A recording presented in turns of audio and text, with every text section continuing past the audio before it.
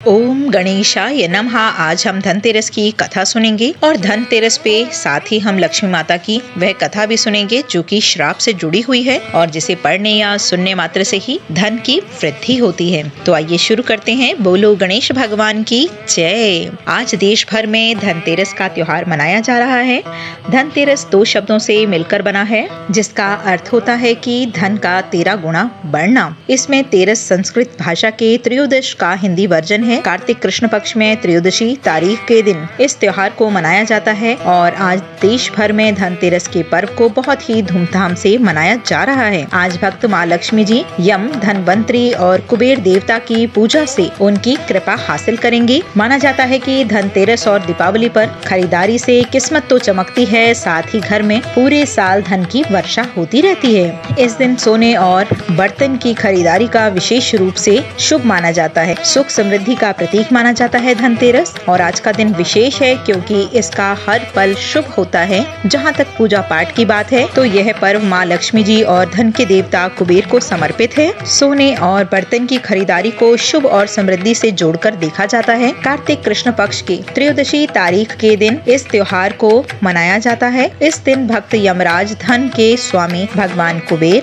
आयुर्वेद के प्रदेता भगवान धनवंतरी और माँ लक्ष्मी जी की पूजा पूरे विधि विधान से करते हैं। भगवान धनवंतरी का जन्म भी इसी दिन होने के कारण वेद समाज धनतेरस को धनवंतरी जयंती के रूप में भी मनाता है। भारतीय संस्कृति की बात करें तो यहाँ त्योहारों में पौराणिक कथाओं का विशेष महत्व है। धनतेरस भी ऐसा ही पर्व है। दीपावली से ठीक 2 दिन पहले इसे मनाया जाता है और इस त्योहार का संबंध माँ लक्ष्मी जी से है। इसके अगले दिन छोटी दिवाली और फिर बड़ी दिवाली जो कि पूरे देश में धूमधाम से मनाई जाती है। पौराणिक कथाओं में माँ लक्ष्मी जी को धन और संपदा की देवी कहा गया है। कहते हैं उनकी कृपा जिस पर होती है उन्हें इस संसार की सभी खुशियाँ प्राप्त होती हैं। तभी तो भक्त पूरे ही धूमधाम से माँ की पूजा अर्चना करते हैं। कहा जाता है कि धनतेरस के दिन आप जो कुछ खरीदते हैं वह आपके जीवन में शुभ बनकर आता है। कहते हैं कि इस दिन पूजा पाठ करने और खरीदारी से स्थायी रूप से धन का वास हो जाता है।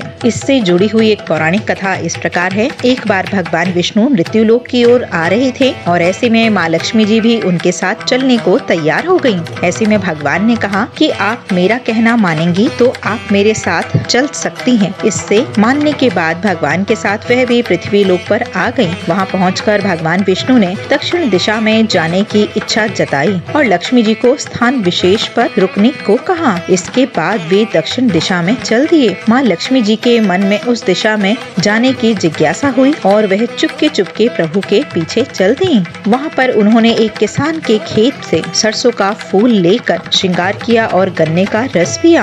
ऐसा करते समय भगवान विष्णु ने उन्हें देखकर क्रोध से श्राप दिया कि इस किसान की 12 वर्ष तक तुम्हें सेवा करो। लक्ष्मी जी के वास से उस किसान का घर धन से भर गया। 12 साल बाद जब प्रभु उन्हें लेने आए तो किसान ने उन्हें जाने देने से मना कर दिया। तब माता लक्ष्मी ने उस किसान से कहा कि तेरस के दिन घर को अच्छे से साफ करके रात में घी का दीपक जलाओ। तब तांबे के कलश में रुपया और पैसे भरकर शाम को मेरी पूजा करो। ऐसा करने पर मैं साल भर तक तुम्हारे साथ रहूंगी। ऐसा करने पर किसान के घर में माँ के आशीर्वाद से धन ही धन हो गया। ऐसी मान्यता है कि तब से तेरस के दिन धन की देवी की पूजा की परंपरा शुरू हुई और आज भी माँ लक्ष्मी जी की कृपा प्राप्त करने के लिए धनतेरस का त्योहार मनाया जाता है। इसमें एक दूसरी कथा भी आती है जिस कथा के अनुसार कार्तिक कृष्ण पक्ष की त्रयोदशी तिथि के दिन भगवान धनवंतरी का जन्म हुआ था। वे अमृत मंथन से उत्पन्न हुए। जन्म के समय उनके हाथ में अमृत से भरा कलश था। यही कारण था कि धनतेरस के दिन भगवान को प्रसन्न करने के लिए बर्तन खरीदा जाता है। देश के सभी छोटे बड़े बाजारों में बर्तनों की दुकानें सजी रहती हैं और लोग अपनी क्षमता के अनुसार बर्तन खरीदते हैं। ऐसा माना जाता है कि इस अवसर पर आप जिन वस्तुओं की खरीदारी करते हैं उसमें 13 गुना वृद्धि होती है। धनवान बनने के लिए अब एक आसान तरीका यह भी है कि यम की पूजा का भी विधान है। इसमें कथाओं में यह भी जिक्र आता है कि चांदी को चंद्रमा के समान माना जाता है। चंद्रमा को शांत माना जाता है। इससे जीवन में सुख समृद्धि के साथ ही मन की शांति भी आती है। भगवान धनवंतरी को चिकित्सा का भी देवता माना जाता है। उनकी विधिवत पूजा करने से शरीर निरोगी रहता है। एक पौराणिक कथा के अनुसार अनुसार धनतेरस पर विधि पूर्वक पूजा करके और दीपदान करने से अकाल मृत्यु से छुटकारा भी मिल जाता है। इसीलिए भगवान यम की पूजा का भी विधान है। धनतेरस की पूजा करते समय शुभ मुहूर्त का ध्यान जरूर रखना चाहिए और इस दिन सच्चे और पवित्र मन से ही देवी देवताओं का पूजन करने से जीवन में सफलता आती है। आप अपनी क्षमता के अनुसार कुछ नया खरीदें और माँ से प्रार्थना करें और कहें कि अगले साल तक आपको इस योग्य बनाएं कि आप अपनी इच्छा के अनुसार सामान खरीद सकें। इसके लिए ईमानदारी से की हुई कोशिश से देवी देवता आपके ऊपर प्रसन्न होते हैं और आपके ऊपर भी धन वर्षा जरूर करते हैं। बोलो लक्ष्मी नारायण भगवान की जय।